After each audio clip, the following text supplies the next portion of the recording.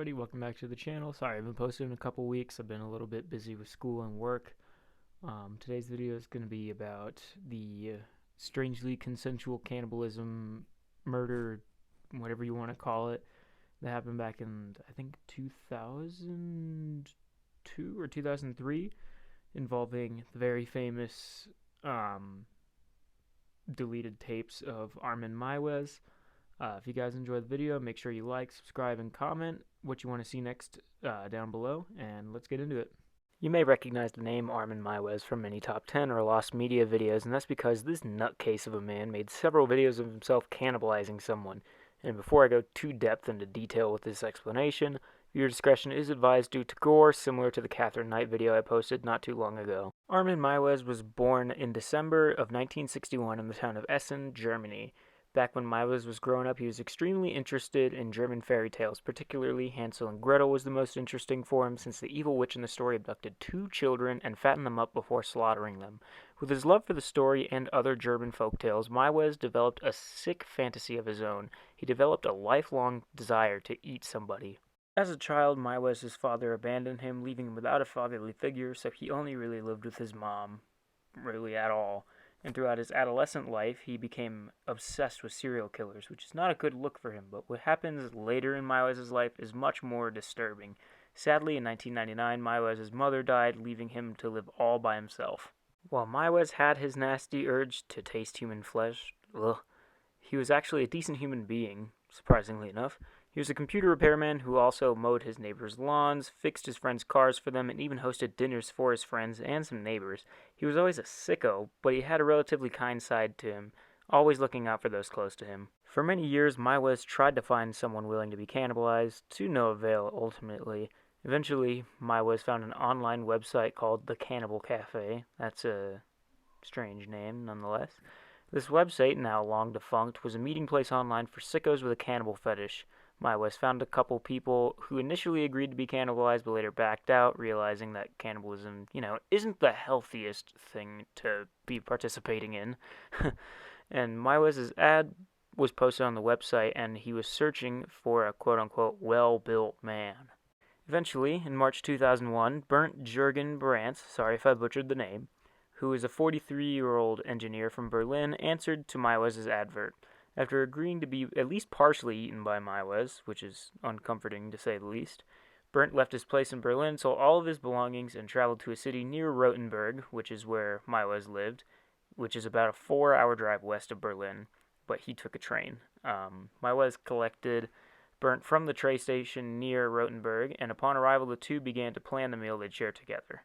Upon arriving back at Meiwes' house, the two had sex, and then Bernd popped at least 20 sleeping pills and painkillers and other substances, and this is just the beginning.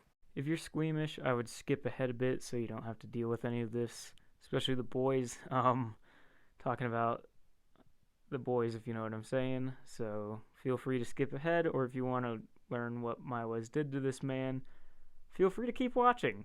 Meiwes and Bernd plan to cut off Berdt's boys, if you will, and eat it together after cooking it. Well, that wasn't in the original plan. The original plan was just to have Meiwes bite it off, but that didn't really work as it was considered too tough.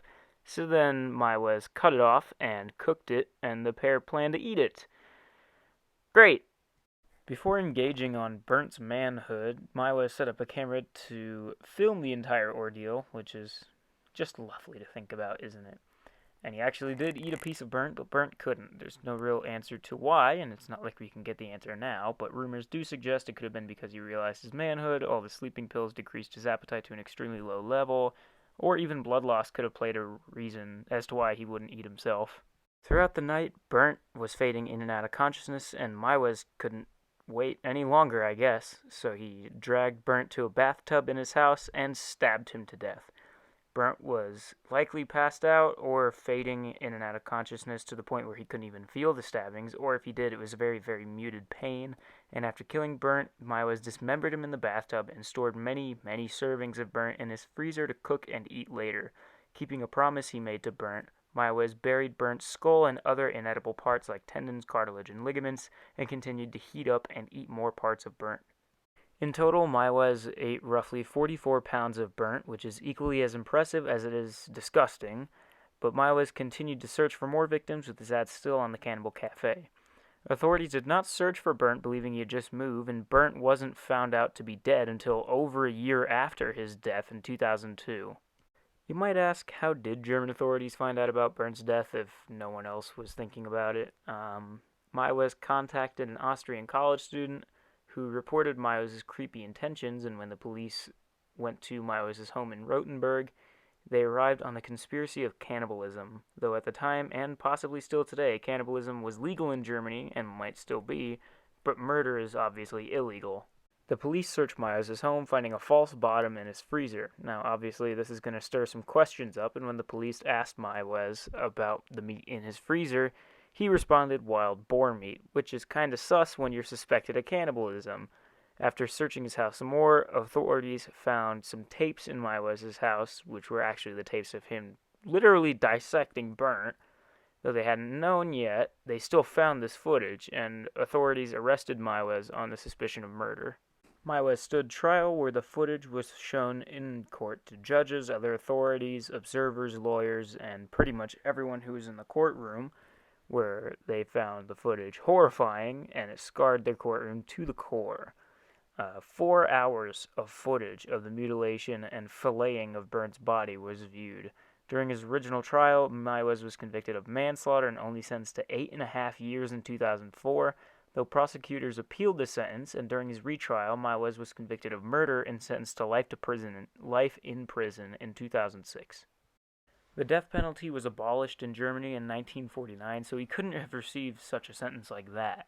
This is widely known as the worst criminal case in Germany since the atrocities committed in World War II. Meiwes has also become infamously known as the Rotenburg Cannibal.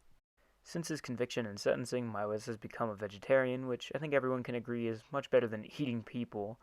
Meiwes also went on an interview in 2016 claiming human flesh tastes like pork but is stronger, and that's an awful thought to consider, especially if you like bacon. Do you want some human bacon? In prison, Meiwes works as a laundry person and apparently regularly attends church services within the prison. As recently as 2020, reports suggest Meiwes is allowed outside of jail to go on, quote, public excursions while in disguise. This is part of his rehabilitation, though I don't think he'll ever be released. During these walks outside, he's accompanied by 2 police officers and is taken to another federal state.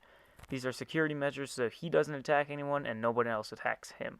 Within the last 2 or so years, the house that Meiwes was living in when he killed Burnt did actually burn down. Reports aren't clear as to whether it was caused by a state of decay and not being maintained well, or if it was caused by arson, but either way, you can't visit the house, which I don't know why you would want to, but it is no longer standing as it has burned down just recently within the last few years. Alright guys, we survived another one, so if you guys enjoyed the video, make sure you like and subscribe, comment what you want to see next, and I'll see you guys in the next video.